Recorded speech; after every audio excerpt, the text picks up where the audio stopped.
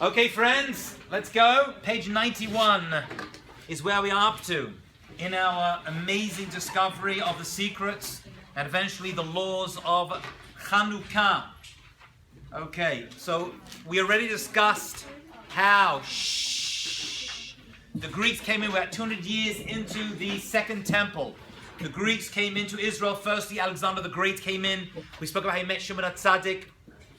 Middle of the night, Shimon HaTzadik went out, Simon the Righteous, to greet Alexander the Great, because the Kusim, the Kuthians, were there and speaking badly about the Jewish people, telling them to destroy the Jews, and Shimon HaTzadik managed somehow, miraculously, to talk Alexander the Great into leaving the Jews and let them be, to carry on being Jewish in the land of Israel. This carried on. However, we mentioned Alexander the Great died. His kingdom was divided into 4 parts. We spoke about the 4 beasts, of which each one represents. It started well, however, it turned sour, as most galuts, most exiles do for the Jewish people. We're on page 21. Once the Greeks realized that the Jewish people in Israel were not going to conform to their ways, we'll see specifically what their ways were, and we had trouble with. However, once we realized that, the Greeks started to make decrees, gezerot, against the Jewish people. Okay, there are a number of them. We're going to discover today 4 of the main ones. We'll start with 3, because these 3 seem to be connected, and then we'll do a 4th decree that the Greeks made against the Jewish people at the time of the Chanukah story. It's obviously before the Chanukah miracle, when things started to right themselves eventually. What were these 3 decrees, the gezerot, that the Greeks, the Yavanim, made against the Jewish people? Yes. No bris. No bris milah. Yeah, I'm going to put that down here if that's okay. No brit milah. Right. That's number 4 or number 3? That's number. I'll put it as number 3. Okay. If that's okay with you. Are you okay with that? That's fine. Thank you so much. I appreciate it. What were the other 2? No Shabbat. No Shabbat. That's correct. Remove Shabbat from the Jewish people, and then we'll do number 2. Like Rosh Chodesh. That's absolutely correct. Rosh Chodesh. They stopped Rosh Chodesh. Okay? So these are the 3 decrees, the 3 main ones came against the Jewish people. Let's examine these 3 and see why they chose these 3. Then we'll see why the Jewish people didn't merit initially being protected because of these 3.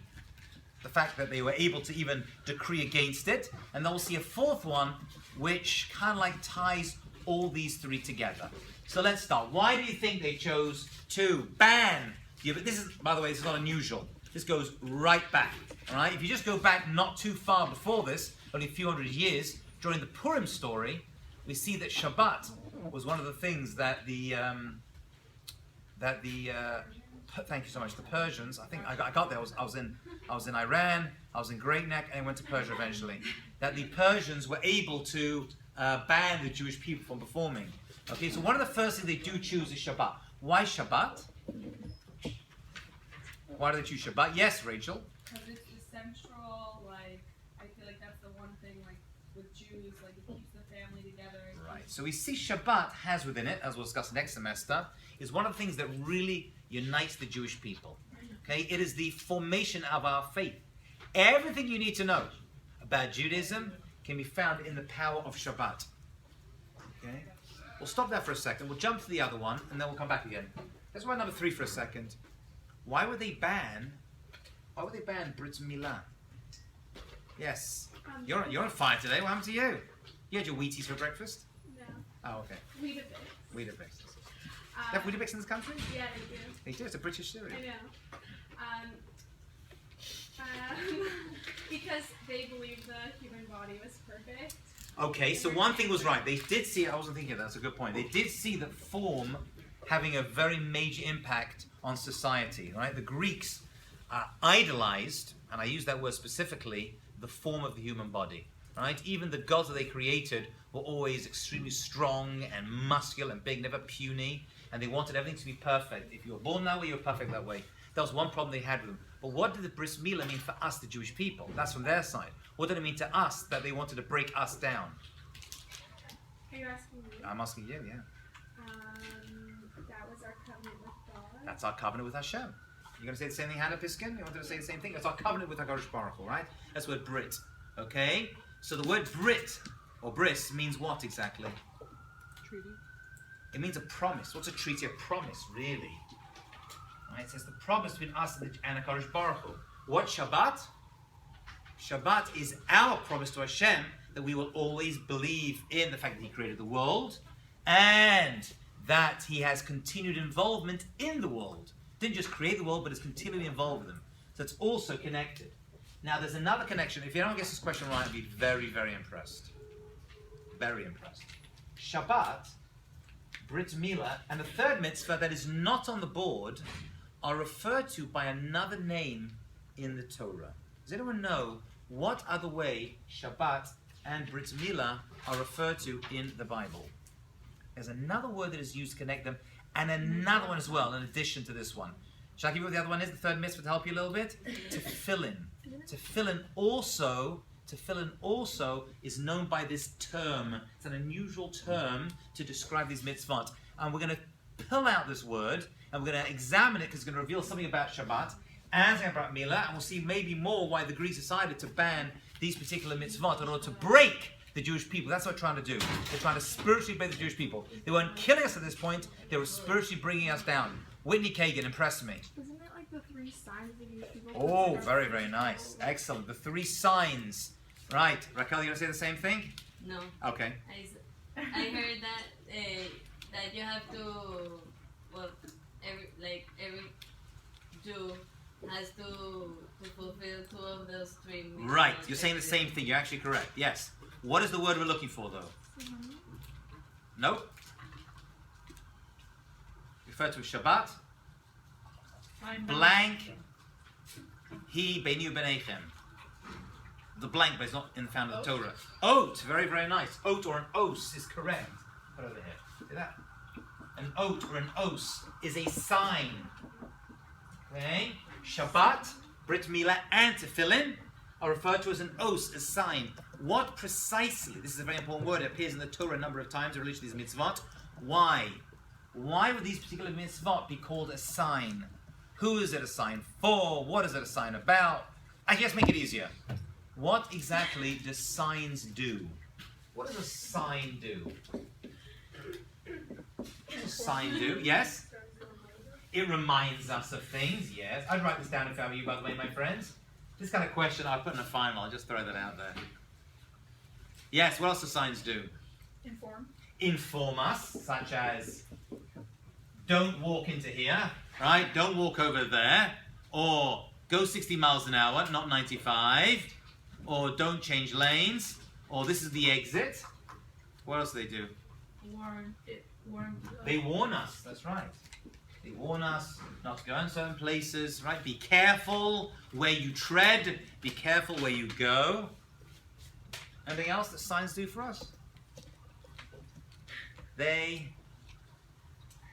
Yes. They guide us, right? They guide us. They guide us, or we can even use the word direct us, right?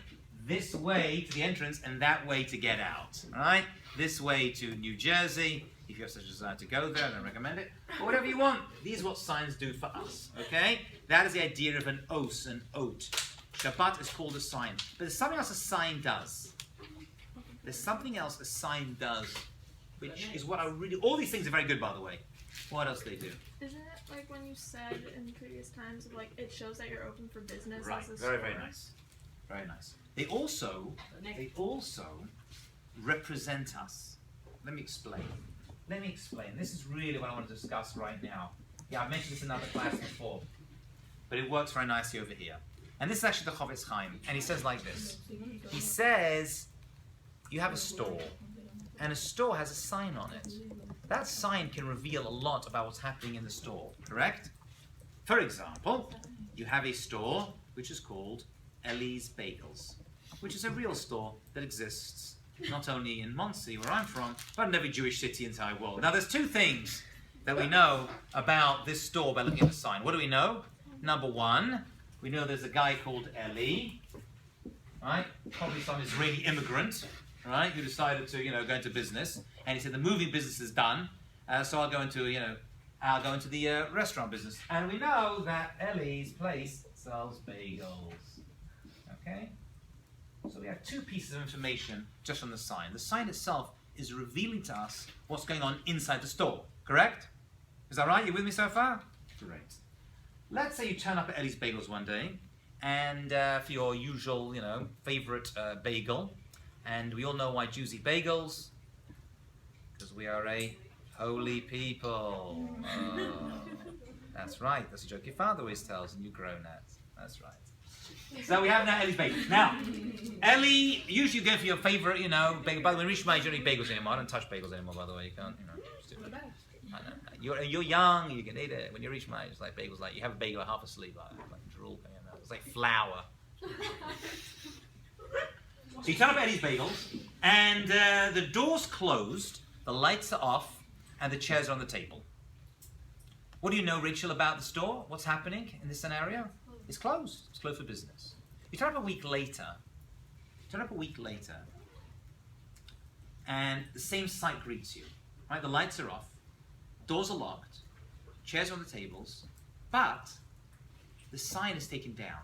Now what do I know about this particular vendor of bagels? It's out of business, right? Out of business.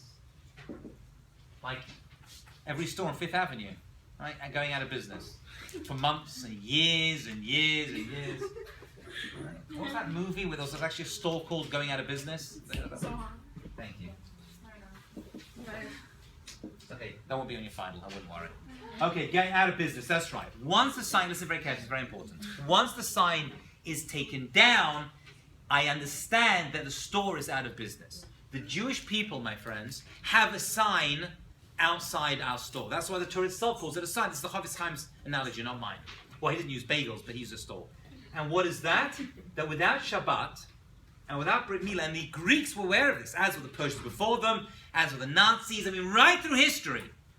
Everyone knows if you want to break and crush the Jewish people, you've got two ways. You kill them physically, but they always come back.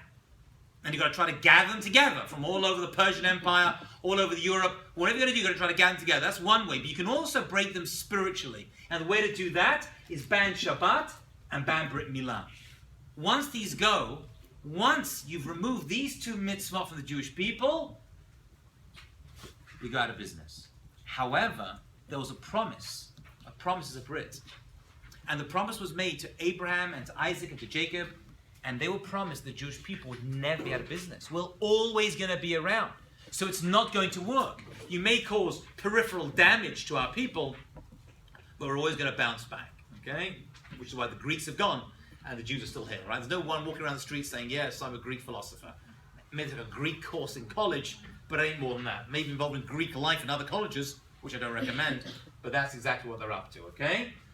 So signs, they remind us. So Shabbat reminds us where we come from, what our purpose is. It informs us how to live as a Jew. It warns us not to do this, not to go there. It guides us. It directs us the right direction. A Brit Milah does the same thing. A Brit Milah is the entrance of the Jewish child into their Jewish faith. Actually, it's the entrance of the parents have a mitzvah of bringing their child to that. That's a declaration that the next generation is going to follow in their ways. Okay? That is the Otza. Midrash bottom, page 91. The Greeks came at this time. Shabbat, Rosh Chodesh Milah. That's what the Greeks wanted to remove. Right? They wanted to remove the sign of the Jewish people. That is how they decided to break us down. By the way, it was very smart. The Greeks were not stupid. We already said that. Right? A lot of beauty and information and knowledge came from the Greek world. We said that Greek is the only language that the Torah itself can be translated into. What's Rosh Chodesh doing over there? How does Rosh Chodesh fit into that paradigm? Somebody please. How does Rosh Chodesh, why do we care about Rosh Chodesh? Do we celebrate Rosh Chodesh? Okay, it's Ya'aleh V'Yavo. When I was a kid in high school, Rosh Chodesh was the time we used to say Hallel together, and then we used to get a croissant and a little packet of orange juice, right, once a month. Right, that was, we used to line up, like, my entire high school, like 1,000 kids would line up, and everyone got, like, it was like a handout there, you know? And me and my friends used to work out how to go back around again, you see, and get like a second and third. That was the, okay. But what is with Rosh Chodesh? Is that a holiday? Shabbat, I hear. right? You ban Shabbat. Jewish families not eating together, not celebrating. They're breaking the malachot of Shabbat, Brit Milah, right? The child's identity. I hear. But why? Why would they ban Rosh Chodesh? And again, once again, the Greeks weren't the only ones to do it. Right? There were other nations through Jewish history that tried to ban Rosh Chodesh. What were they after? What were they trying to do? Okay, I want to give there's two answers to this question I can think. I'm sure there's more. One is a practical one, and one is a more esoteric answer to this question. But anyone to give me either one, or any answer you have, Miss Esses. I'm thinking, but I'm glad you're thinking. It's a it good may start. have to do that they wanted to discredit the lunar calendar or something with the moon. Well, by banning Rosh Chodesh, you're messing with our tracing of the moon. Right. What is Rosh Chodesh? What was it actually originally for? I mean, what does Rosh Chodesh do? First of all, is it a mitzvah? Yeah. Okay, which number mitzvah is it? First. It's the first mitzvah given to the Jewish people while we were still in Mitzrayim. So there's something about this idea of tracing the lunar calendar that's going to be very important in a number of ways. But on a practical level, why would why would Hashem make the first mitzvah given to the Jewish people as a nation? Not the first mitzvah given to the Jewish people, but the first mitzvah to the Jewish people as a nation while we're still in Egypt. Why was that Rosh Chodesh? Try to understand Rosh Chodesh a little bit. Why is that important? Why is tracing the calendar important? They didn't have calendars in those days that we have, you know. I didn't have the YU calendar, the Stern calendar semester. What did Rosh Chodesh do? Why was it? Why is it so important, Rachel? Because we have like all the holidays. Right. Exactly. How are you going to know when the Jewish holidays fall if you don't know when the first day of the month is? Yeah. Right? I mean, you can tell me in the Torah that the 10th of Tishrei is Yom Kippur, but unless I figure out when the 1st of Tishrei is, it ain't going to help. So the entire Jewish calendar, meaning all the Jewish holidays, so Rosh Chodesh isn't just Rosh Chodesh, right? It's the entire calendar, right? It's all Jewish holidays. Everything is based on this. If I don't figure this out, if I haven't figured out when the new moon comes and waxes and wanes, but I don't have witnesses saying, oh, that's the beginning of the month, then forget about it. Right? I've lost half of my Jewish life. It's gone. That is a practical reality. By being mevatel, following Rosh Chodesh, hoping that was done, following the moon, asking witnesses, then we're done. Okay, that's on a practical level. Okay, so that's also a pretty good thing to do. If you want to like mess around with the Jews, banning Rosh Chodesh is like, that's one thing. But there's something on a deeper level when it comes to Rosh Chodesh. And the words themselves should be helping you over here. What does the word Rosh mean? And Chodesh means? New. So Chodesh means month, right? But it also means new from Chadash. Right? So you have Rosh, Chodesh is Rosh Chadash. Chadash is new. Now that's getting interesting now. So what is Rosh Chodesh for us, the Jewish people? And why we compare to the moon is a bigger question. And to answer this one, please turn your pages to Rav Gedaliah Shul. It's a beautiful answer to this on page 93. Let's see it inside, and we'll try to understand his very beautiful and deep words. And he says like this, and he's going to focus on it. He says, "Hayavanim ratzu levatel Chodesh, Shabbat, u'Milah." They wanted to ban Chodesh, Shabbat, and Bris Milah. Utzrichen lavin. We have to understand, he says. Lama hidnadu hayavanim lemitzvot kiddush hachodesh. Why would they mess around with Rosh Chodesh? Right, being Makadesh, renewing the moon. What? I mean, all the things to ban charity, how to ban Yom Kippur, make him eat, like the Nazis used to do to us in Machshavim. But why Rosh Chodesh? Strange. And he says, "Sheyesh ba rak inyan shel sidur seder chadashim." Right? It's just like the arranging the order of the months. Ela kavabianu she'avanim ratzu levatel hakoach. You see, the Greeks want to do something to us which we weren't even aware of. And that is, they wanted to nullify the power of the Jewish people to renew themselves. The power of the Jewish people to renew themselves. You see, there's ups and downs in life. And one of the things that happens is when things go down, you always think, well, there'll be an up, right? And the moon is a metaphor for that. Because the moon waxes and wanes, and it goes away, and we're like, uh-oh, we've lost the moon. And then you wait a little bit and it comes back again. The moon is actually the secret of Jewish history. And actually the moon is compared to the Jewish people. Why do you think the Jewish people are compared to the moon? Why are they compared to the moon? One is because it looks like we're about to be wiped out, and we get depleted by 6 million people, and then within a few years, we suddenly start to grow, and then a few decades, we're one of the major forces in the world again. This is part of the Jewish world and life we've experienced. Where does the moon get its light from? The sun.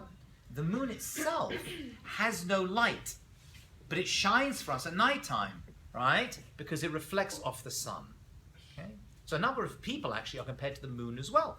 But the Jewish people as a whole are compared to the moon, right? We're a bunch of loonies, as I like to say, in a positive sense, of course.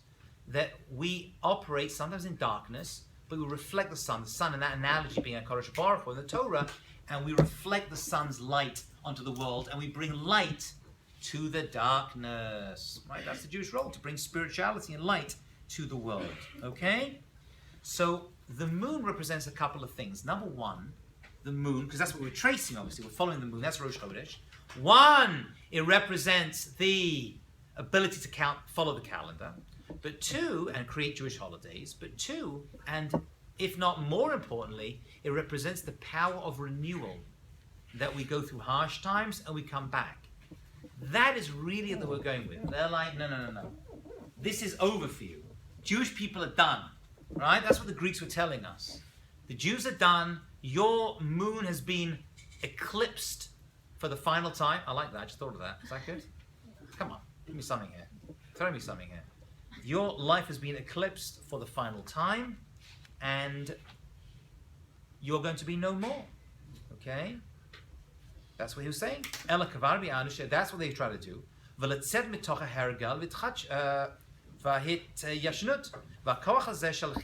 This idea of newness, that we can come back, applies to Rosh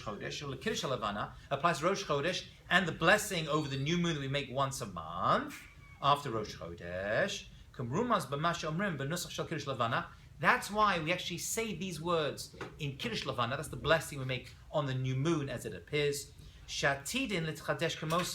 We say, oh, thank you Hashem for the new moon, and we hope also in the future that we are able to renew ourselves just like it. Those are the words we say in the blessing over the new moon. So what are we actually saying?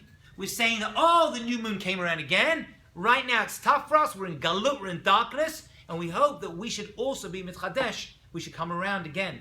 Ki b'Rosh Chodesh nitan hakoach, because on Rosh Chodesh there is a power that is given to the person that they should be able to be machadish themselves, to renew themselves as a new creation. Dugma halavana shetchadesh b'kol Rosh Chodesh.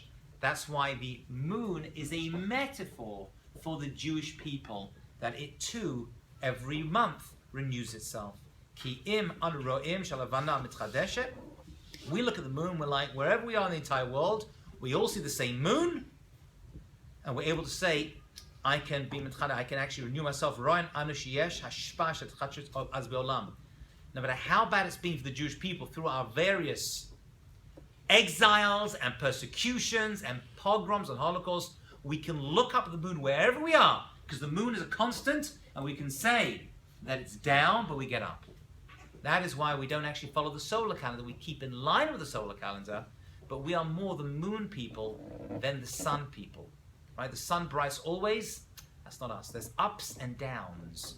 Yes? Okay, I'm not, like, just to clarify, the Greeks' problem with this is that, like, they don't want Jews to elevate themselves. They don't want the Jews to think they're going to renew themselves. If you take away a people's ability to renew themselves, I guess, you're keeping them down. Right? Achashverosh did the same thing. What did Achashverosh do? A few hundred years before, he made a big party. He dressed up as those who are in my Purim class should know this. Who did he dress up as? Rachel, come on. Kohen Gadol. Thank you, Hannah. Okay, you knew that, right? Yes. Dress up as the Kohen Gadol. Why did he dress up as the Kohen Gadol? To tell them, you're not going back. I'm your new priest. You don't need to go back to Israel. You're here in Persia. You're safe over here in the great country of Persia. with your Canada Goose jackets. Everything's going to be fine. Oh, they didn't wear Canada Goose, the Persians back then? It's only now they wear that? Are there any geese even left in Canada, by the way? I just don't understand this. And so Ahasuerus do the same secret, break the Jewish people. How? Don't just kill them. They didn't try to kill us in those days, right? They said, well, actually, Haman did try to kill us. But first they tried to break us, right? And say, that's how it starts. Starts well, don't worry, you're part of us, be part of us. And then they try to kill us. Okay? But it always begins. So he did the same thing. You're done. You Jewish people are done. You don't need to go back to Israel. You're safe here with me. And the Greeks did the same thing. They did it philosophically. They're like, this whole Jewish thing, please, that's so, 70 AD, you don't need to be involved in that. This is where you are right now. Okay? And you're part of our people. Okay, we'll do one and then two, yeah. I don't understand the moon analogy. Like, I mean, the moon is full, right, once a month. That's correct. And also, just like the sun rises up and down. And it That is true. That is true. That is true. Actually, the moon is always there, by the way, is it not? It's just how we perceive it. Right? The moon is constantly there. Right? That's why during the daytime you see the moon, you see the sun, it's like, wow, that's so cool, right? So the moon is constantly over there as well. Right? I mean, the Jewish people are also compared to the stars. Right? There's a lot of, and sand, there's a lot of analogies, right? But in this context that we're looking at, it seems like the moon is going to represent who we are in terms of our shrinking, which we do, and our expanding. And we're always like pretty constant, right? Pretty constant in terms of our size. We never actually managed to make it into the, hundreds of millions, have we? Ever. It's always kind of like,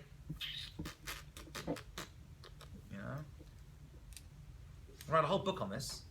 By the way, how many moons does Earth have?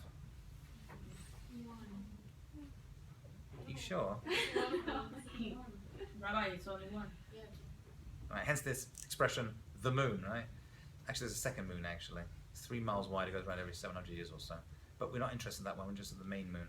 It's got some unusual name to it. I can't remember. Carthian or something? I can't remember. We bless that moon. No, we blessed the moon, the one moon.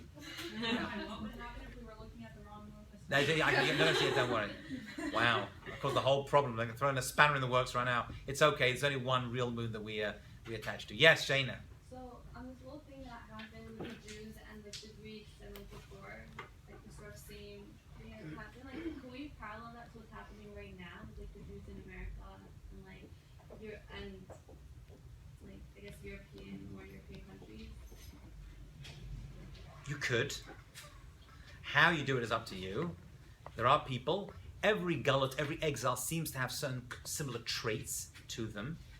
There's no doubt about it. I think what we're seeing now is a culmination of all the previous gullets, all the previous exiles that we've been through in terms of persecution, physical, spiritual, emotional, psychological. It's really,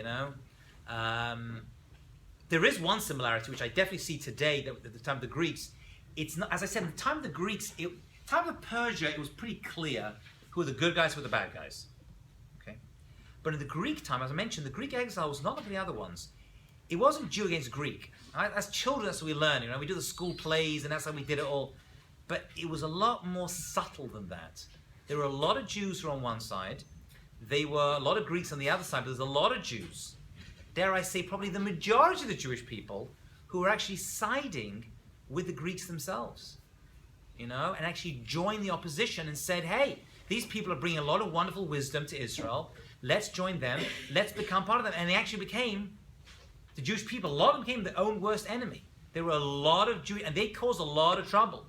Right? We saw this many times where Jews convert to Christianity, right? When the Ramban had a discourse in Spain, right? Pablo, he was actually a Jew converted. We've seen a lot of times the Jewish people going to join the other side and cause a lot of trouble. We get more trouble from our own people than we do from the non-Jews sometimes. So I would say there's definitely that aspect of it. When you're a kid, you see everything's black and white. It's a lot of gray. There's a lot of gray happening here as well. It wasn't so clear. And even when the Jews went forward, I mean, as I mentioned before, I'll say it again, it may not be PC to say this, but I think if most people understood what was really happening, what the war was about, most Jews today would side with the Greeks if this story were to happen again. That's the sad yet honest truth. Yeah? Okay. What? You talked a lot about renewing and each month and like Yeah. Does it have anything to do with mikveh? Yes, it absolutely does. It absolutely does. Very, very good. we see that women are especially attached to the holiday of Rosh Chodesh, right? The women also follow a cycle, and that's a holy cycle as well, and newness and recreation, which takes us to the next thing, which is number 4, which I put separately, but must be discussed as well. Okay? And the 4th thing that they did, which is spoken about a lot, is actually based upon a Rashi. It's mentioned a number of places, but Rashi on Shabbat, in the tractate of Shabbat, in the Gemara, says that they not only wanted to break us in terms of our spiritual connection and our newness, right? Stop the child taking the next generation, that's Brit Milah. Stop Shabbat, which is everything we described, the oath, the sign for the Jewish people. Stop Rosh Chodesh, Jewish holidays. But they also said, you know what? We're going to violate Jewish women. And this has been a problem for the Jewish women for a long time as well. And how do they do this? Well, the first one is actually shockingly disgusting and should stop anyone supporting the Greeks today, right? So when you try to celebrate Greek life, which we don't here at this college, thank God, I would think about this before you try to join your little fraternity. There's a Jewish fraternity. I know. That's not a Jewish. wrong. I know. Yeah, it's not a Jewish thing. Let's have a look what the Greeks try to do. If we try to understand the Greeks, right? If we combine them together, I'm not saying that they do this. Well,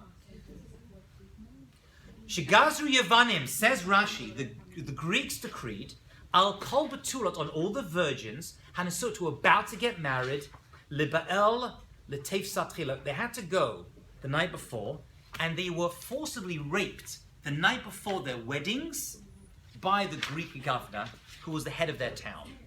Right? That is how they treated the Jewish women who were about to get married. I'll say that again. The night or so before the wedding, if it was publicized, many women got married secretly for this reason. It wasn't a public event. But Rashi brings down the Greeks in Israel would take the Greek governor who was in charge of that particular district, would find out there was a wedding, would take the Jewish woman, and she would be raped the night before her wedding. Okay? In addition to this, they were mavatal. They also banned the use of mikveh.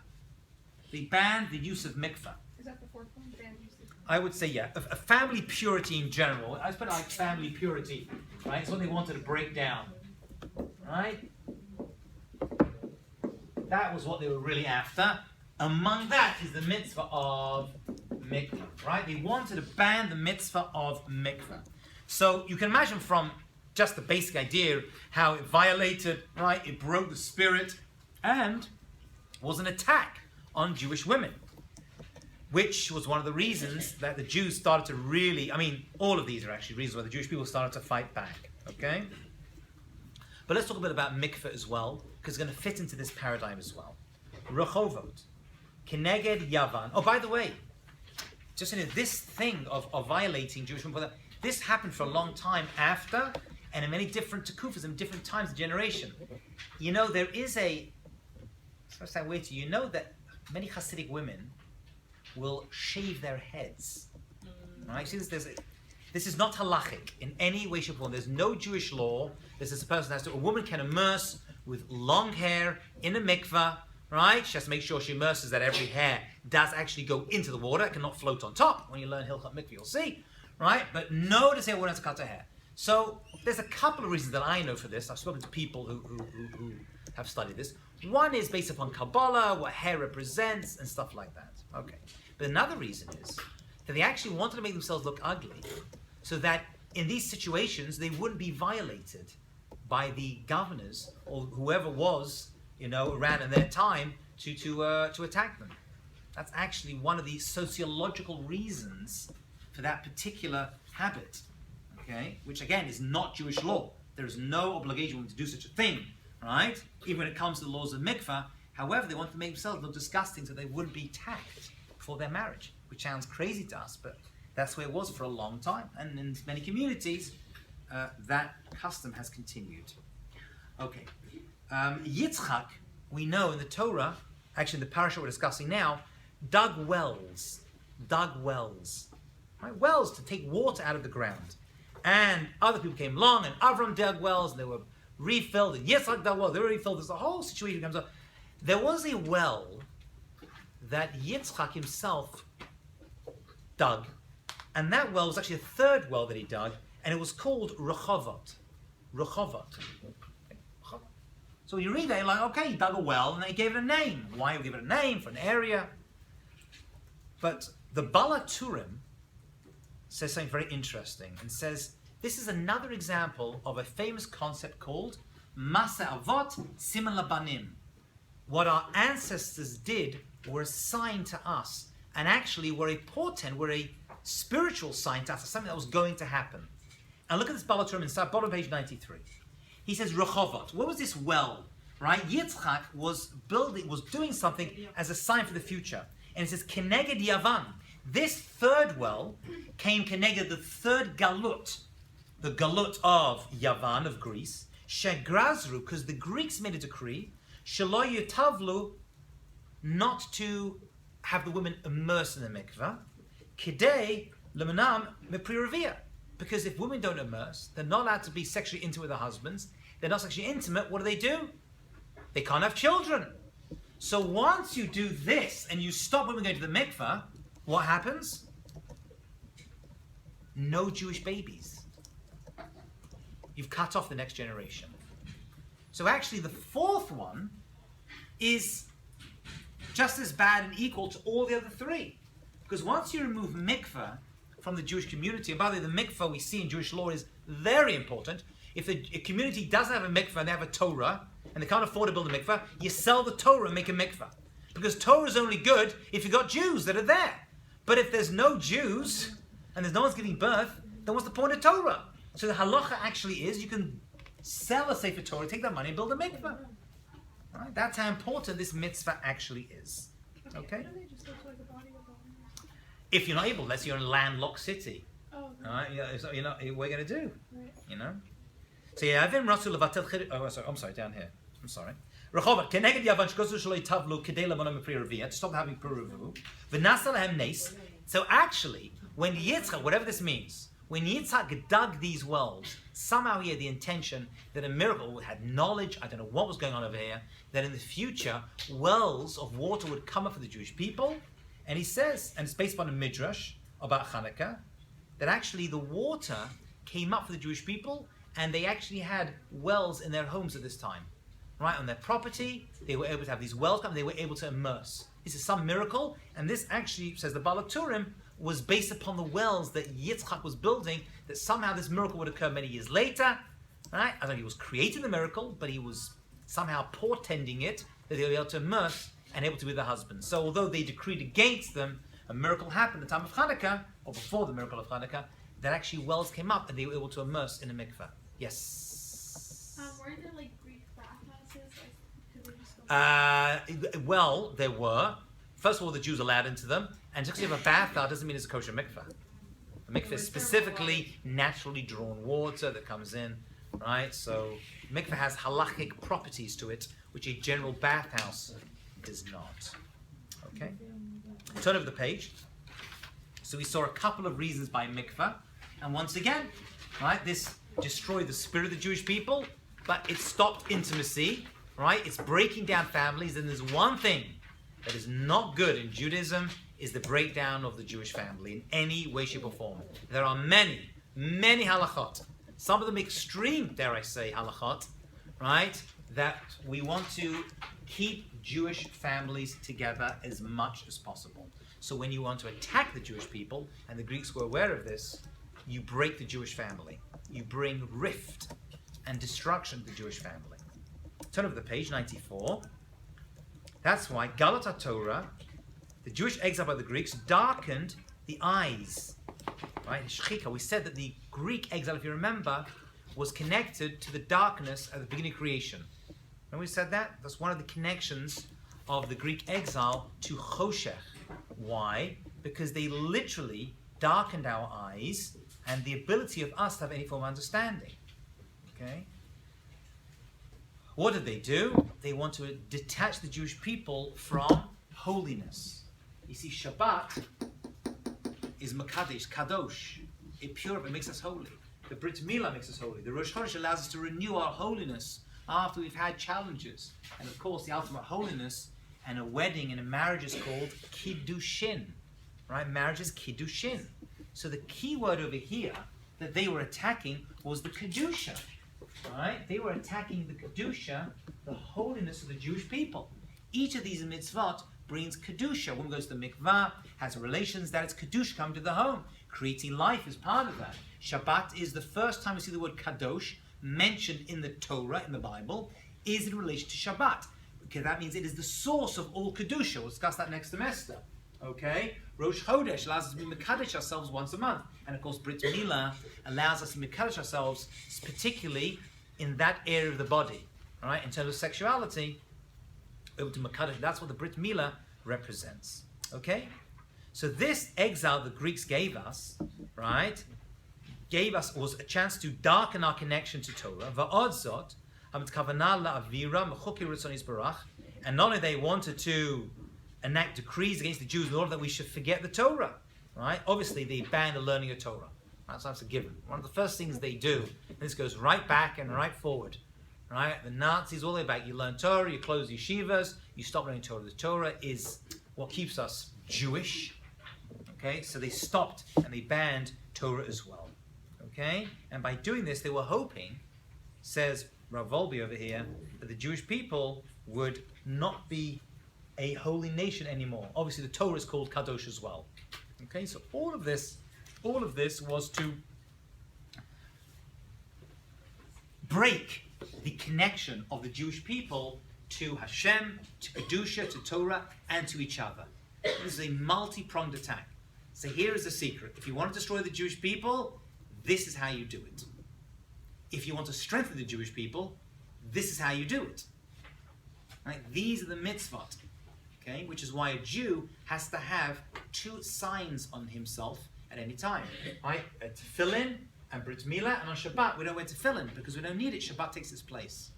Right? These are constant signs the Jewish people have on them the entire time.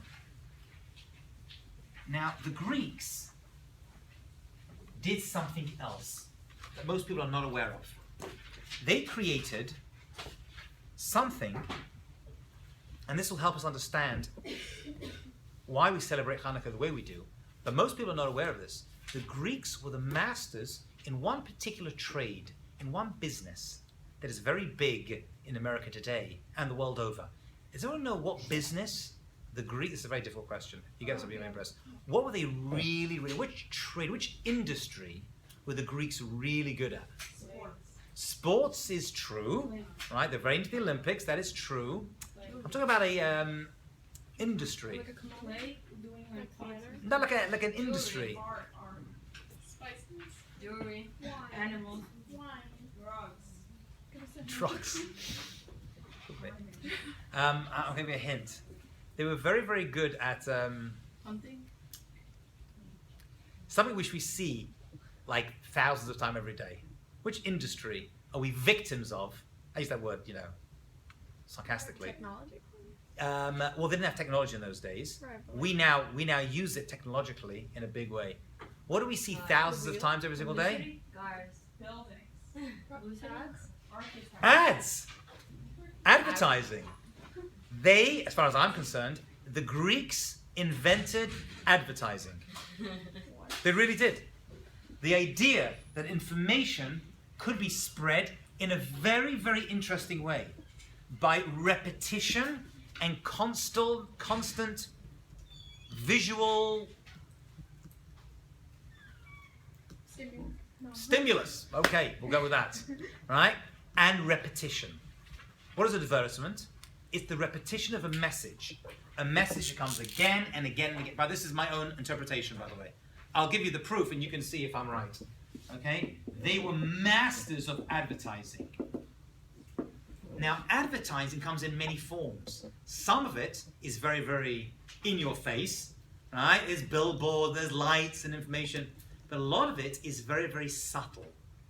Okay? And the more subtle, the more insidious it can be. What was that advertising used to have in the 1960s? That was very famous and got banned almost immediately? Subliminal. They were very, very good at subliminal advertising. You know what subliminal advertising is? They used to basically take a advertisement or a show or a movie, and in the 1960s they did this, and they banned it, by the way. I think it's illegal to do it now. and they would put inside one little cut of a product so quick that one side of your brain didn't get it, but you saw it and it went in without even realizing. It's subliminal. Right? They would put like one frame of dog food in there, and when you were watching this movie, you didn't realize it was there, but when you went outside, you're like, I feel I need to buy dog food, even though I don't even own a dog. You know, whatever it was. This is called subliminal advertising. I believe the Greeks created it. I'm going to give you my proof, but it came from the Greeks. They understood that if you said the same thing again, and even if it was wrong, even if it was untrue, eventually it would go viral. Okay? That is the Greek understanding. Where do we see this in the Greek story? So the Greeks made a very interesting decree, which on the surface may not seem so bad, but in actuality was a very, very insidious and dangerous thing. What they did was, and the Midrash tells us, page 94, the Greeks told the Jewish people, Amru lahem, kisvu lachem al keren hashor, you're going to need to write. Every Jew has to write on the horn of their ox, she'ein lachem chelek be'elokei Yisrael, that they have no connection to the God of Israel. Every Jew had to write on the horn of ox, right, that I have no connection to God or the Jewish people and Israel. What a strange thing to do. Ban Shabbat, stop the mikveh, rape the women are here. Now these are tried and tested forms of persecution. But you can't write, you had to write on the horn of your ox that I have no connection to the God of Israel. Can somebody please tell me what that is? Why would they do that? What was going on over here?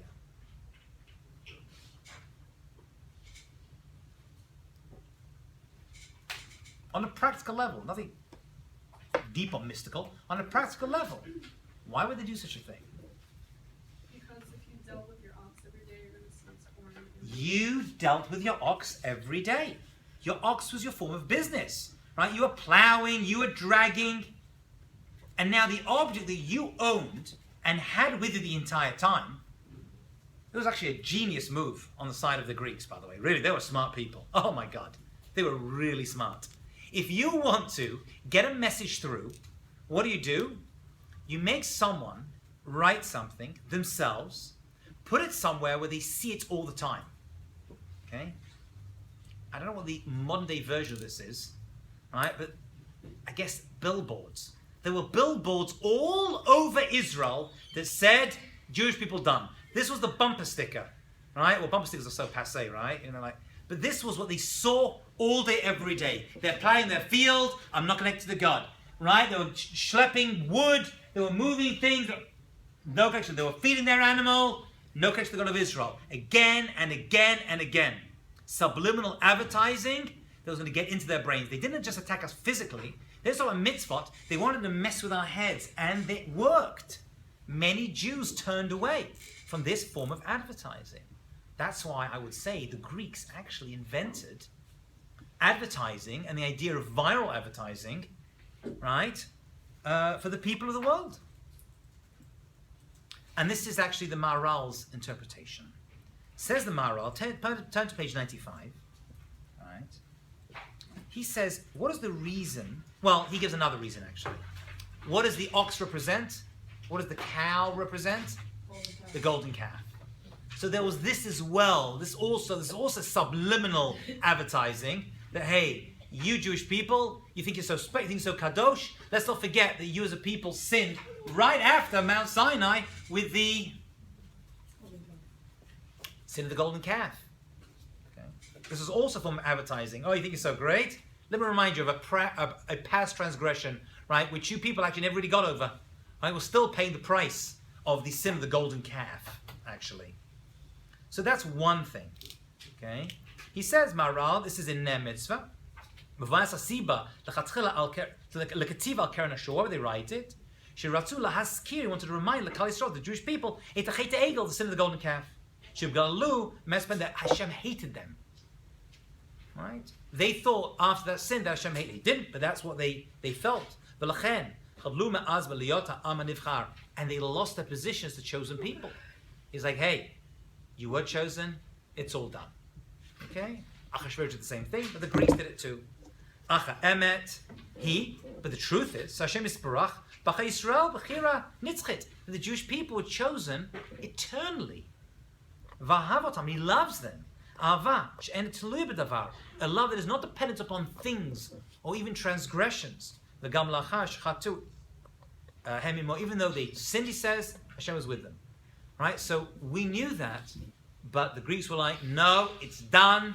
Jewish people are no longer chosen people. No Torah, no mitzvah, you're not part. It's all over. Right? We'll take over from here. That's what the Greeks were doing. Why write for yourselves? So they hoped, he said, Katvu lachem, write for yourselves, write this yourselves. He wanted to make clear that when a person writes something, right, it becomes part of you, right? So write it and put it down, expresses, it's a symbol. And the ox is a symbol of power. Right? The ox is a symbol of koach, right? And the horn, right, the keren is a symbol of power and strength as well. Right? Horns play a role right through Jewish history. Okay? So by doing this, they said of power. Horn. Horn is a symbol of power. And ox. That's why it's a powerful animal, right? Does it work for you? So it's a symbol. The idea is the power is broken. That's what they were getting through. It was advertising, right? And it worked. It actually worked. Okay. And he made them write this. Imagine I made you write all day, every day. I'm no longer Jewish. Eventually, it gets through to you, right? Your rationale would break, right? And they broke us eventually. Okay, and that's what they wanted to do. They wanted to disconnect. What was this whole Keren Or thing about? To disconnect our connection to feeling part of the Jewish people. It was a form of disconnect. It was negative advertising.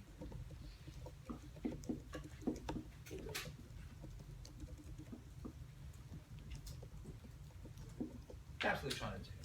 Right? Repetitive,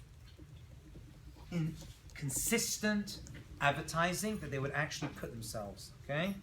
And that's what the Greeks were attempting and successfully attempting to do. Okay? Let's have a look at the final piece. We'll finish with this. He says, Vakavana, what was the intention? Shematarate Yevanim, what was the goal of the Greeks, the Xeratim, with all their decrees? Haitalahachshich, to darken or lachasot and to cover over etamare hamidmad shel Am Yisrael, the beautiful vision of the Jewish people as a nation.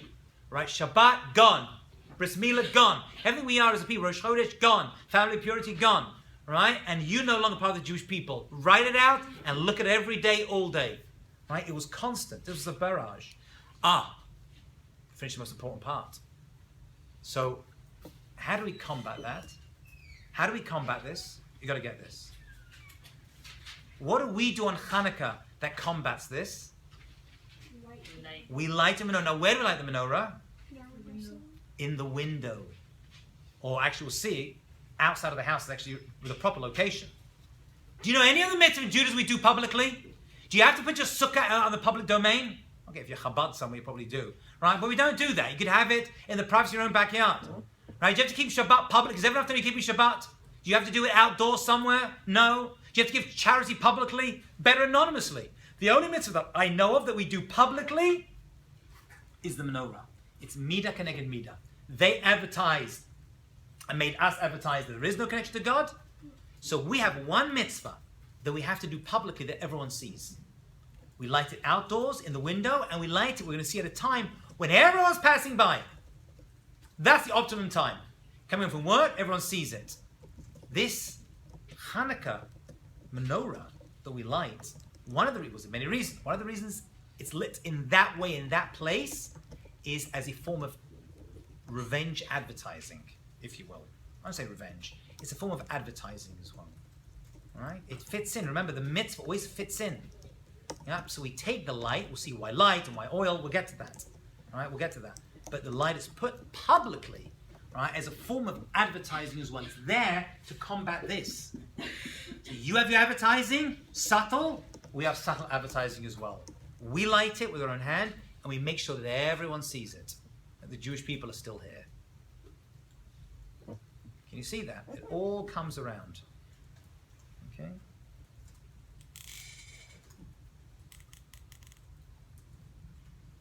Right, the Jews wanted to nullify our special connection to God through Torah and mitzvah, and we came and we fought back.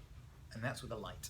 We'll see why the light of the menorah was the ultimate miracle. There were many miracles that happened, but the ultimate miracle, the light, is going to represent the comeback of the Jewish people against the Greeks. They brought their light, and we bring our light. Right? They make us publicize, so we publicize. It's a mirror image, one of the other.